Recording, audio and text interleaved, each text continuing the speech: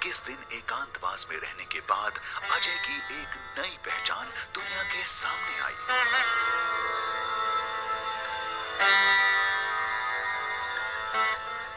22 साल का अजय मोहन सिंह बिष्ट अब योगी आदित्यनाथ बन चुका था। उसे अब नई प्रतिज्ञा का पालन करना था। उसे नाथ पंथ के योगी की तरह रहना था।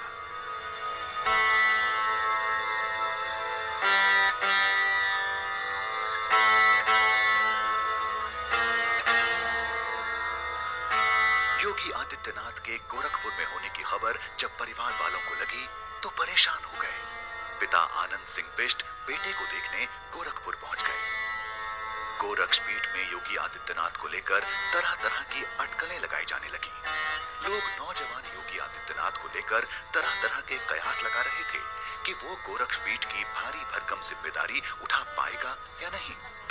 दूसरी तरफ गोरखपुर में कुछ ऐसे दबंग लोग थे जो गोरक्षपीठ की संपत्ति और प्रभाव का फायदा उठाना चाहते थे।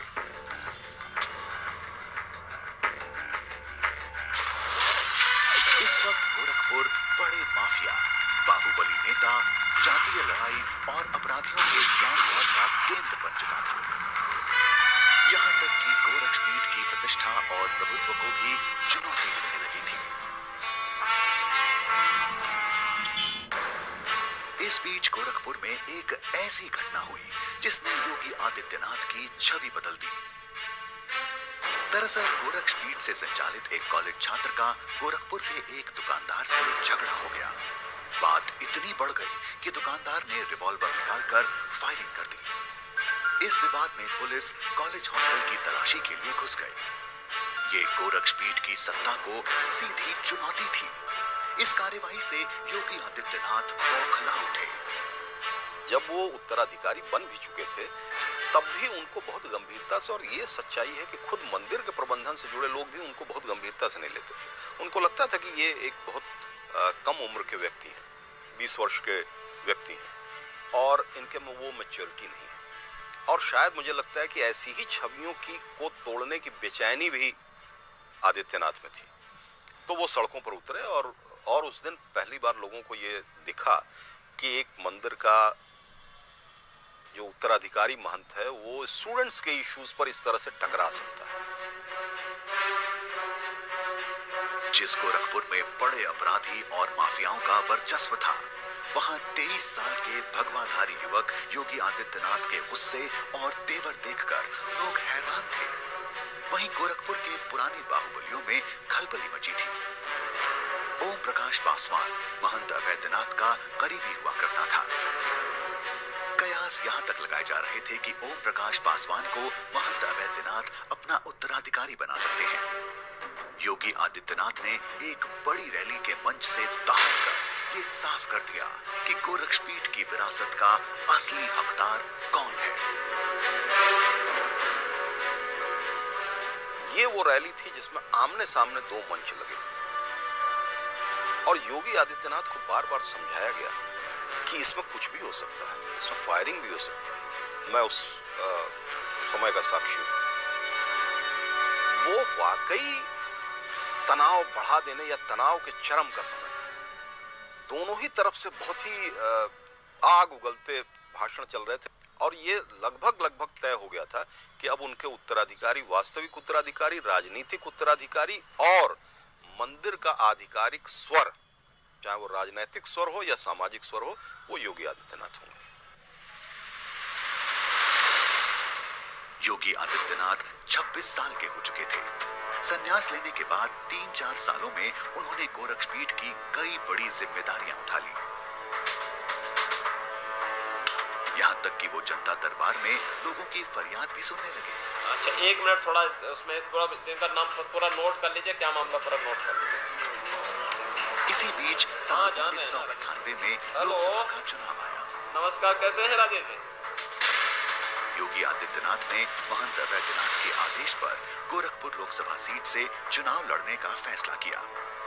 योगी ने डॉक्टर राधा मोहन को चुनाव में मदद की बड़ी जिम्मेदारी सौंपी।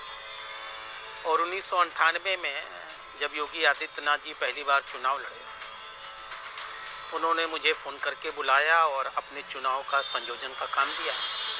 अचानक उनका फ़ोन आया, मैंने उठाया। उधर से आवाज़ आई, मैं आदित्यनाथ बोल रहा हूँ। तो मैं चौंक गया। आदित्यनाथ आज भी हमारे लिए बड़ी चीज़ है, उस समय भी बड़ी चीज़ थी। हम सब उन पर बहुत गर्व करते हैं। बातचीत हुई, उन्होंने कहा आप मंदिर आ जाओ, कुछ काम है। मैं करीब 10 बजे मंदिर पहुंचा और छूटते मान उन्होंने कहा कि मैं चुनाव लड़ने जा रहा हूं और आपको मुझे चुनाव लड़वाना है। 1998 लोकसभा के चुनाव में योगी ने समाजवादी पार्टी के उम्मीदवार को करीब 26,000 वोटों से हराया। 25 साल 11 महीने की उम्र के योगी लोकसभा पहुंचने वाले सबसे कम उम्र के सांसद थे।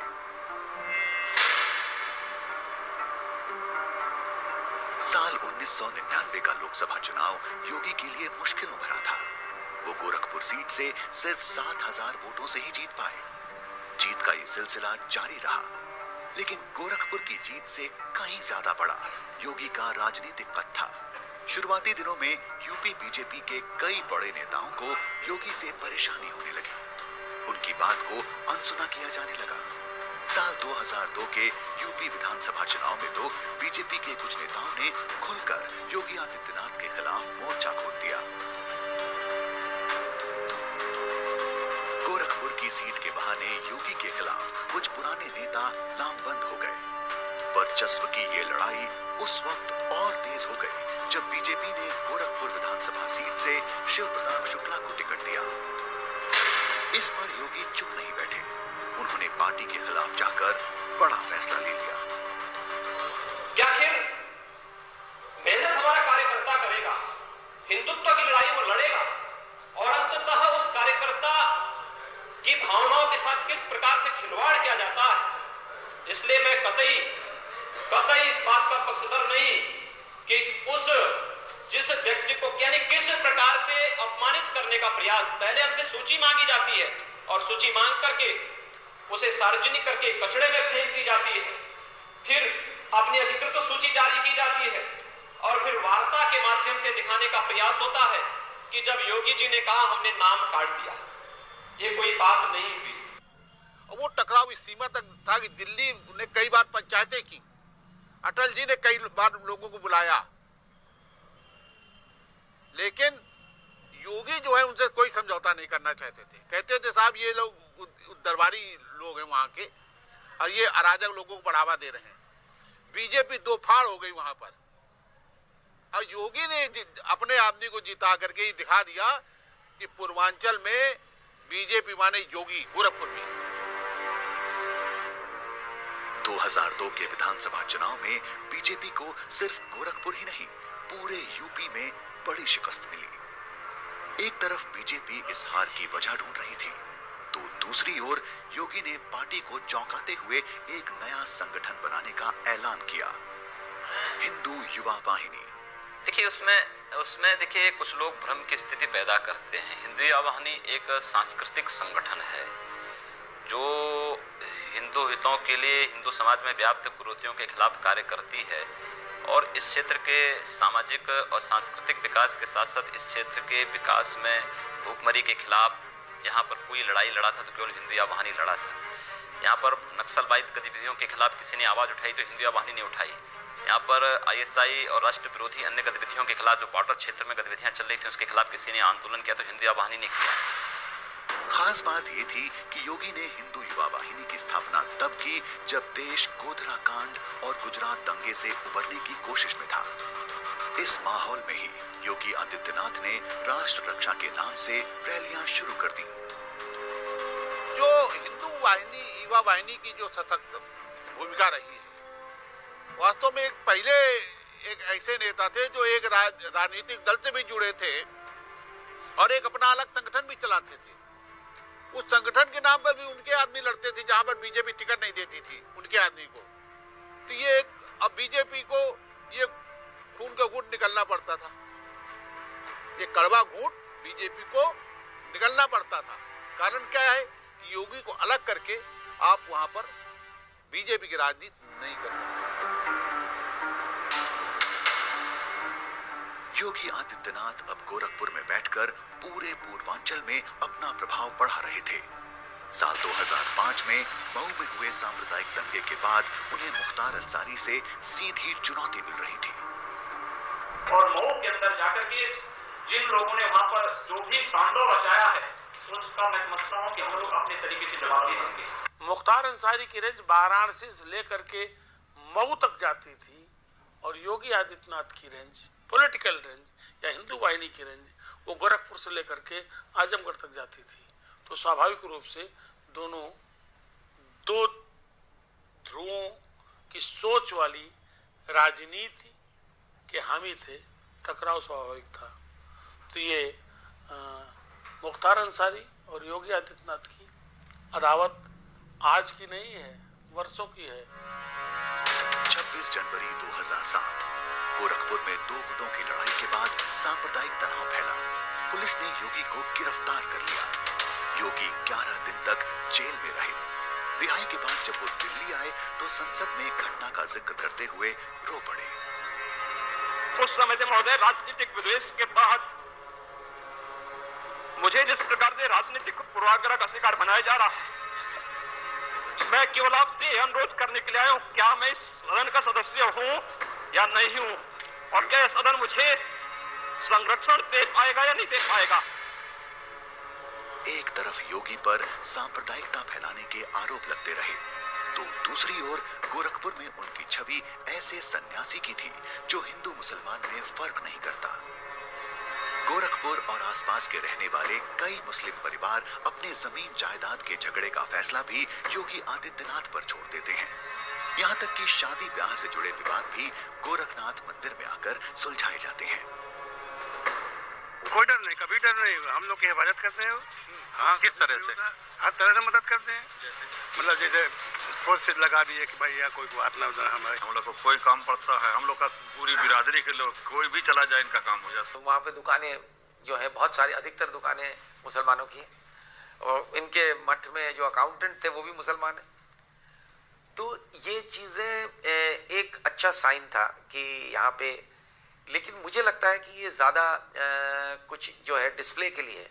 मैं आग्रह करना चाहता हूं। 2014 लोकसभा चुनाव से पहले नरेंद्र मोदी जब गोरखपुर पहुंचे तो वहां जन सैलाब उमड़ा था।